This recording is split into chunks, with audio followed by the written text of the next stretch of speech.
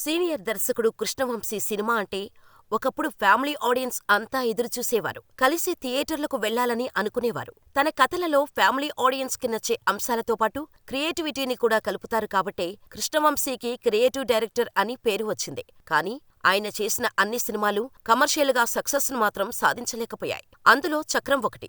ఈ సినిమాకు best director గా కృష్ణవంశీ నంది అవార్డు అందుకున్నా కూడా కమర్షియల్ గా మాత్రం మూవీ డిజాస్టర్ గా నిలిచింది. అసలు దాని వెనుక కారణమేంటో బయటపెట్టాడు ఈ దర్శకుడు. అంతేకాకుండా కాస్టింగ్ కౌచ్పై కూడా తన అభిప్రాయాన్ని చెప్పుకొచ్చారు. ప్రభాస్ కు అది తప్పు ప్రాజెక్ట్.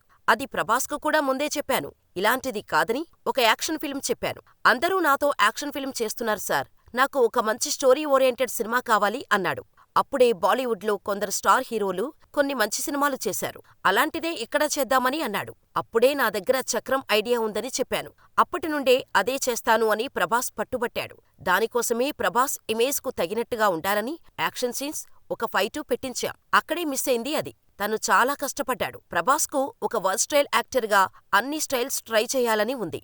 అలా రకరకాల క్యారెక్టర్స్ చేద్దామని ప్రతి యాక్టర్ కు ఉంటుంది అంటూ అసలు ప్రభాస్తో చక్రం తెరకెక్కించిన పరిస్థితుల గురించి చెప్పారు కృష్ణవంశీ.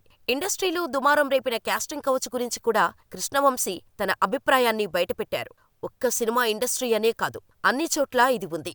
ఆడవారిని దోచుకోవడం అనేది ఉంది. అంతకుమించి దానిమీద పెద్దగా నేనేం చెప్పలేను. నా సెట్స్ లో మాత్రం అలాంటివి జరగకుండా ఉండేలాగా నేను ఎట్టి పరిస్థితుల్లో ప్రయత్నిస్తాను. అస్సలు ఒప్పుకోను.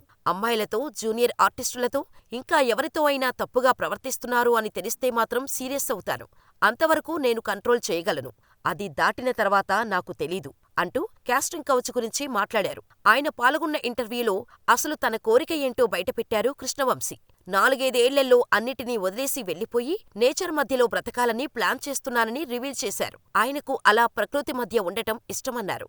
ఇక చక్రం సినిమా విషయానికి వస్తే 2005లో విడుదలైన ఈ మూవీ అప్పటి ప్రభాస్ ఇమేజ్ కు తగినట్టుగా లేదని చాలా మంది ప్రేక్షకులు అభిప్రాయం వ్యక్తం చేశారు. కానీ ఇప్పటికీ ఈ సినిమాను, ఇందులోని పాటలను అభిమానించేవారు ఉన్నారు. పైగా అలా కమర్షియల్ గా హిట్ అవని సినిమాకే కృష్ణవంశీకి నంది అవార్డు దక్కటం చాలా మందిని ఆశ్చర్యానికి గురిచేసింది. ఇక ఈ దర్శకుడు చివరిగా ప్రకాష్ రాజ్ లీడ్ రోల్లో రంగమార్తాండ అనే చిత్రం చేశారు.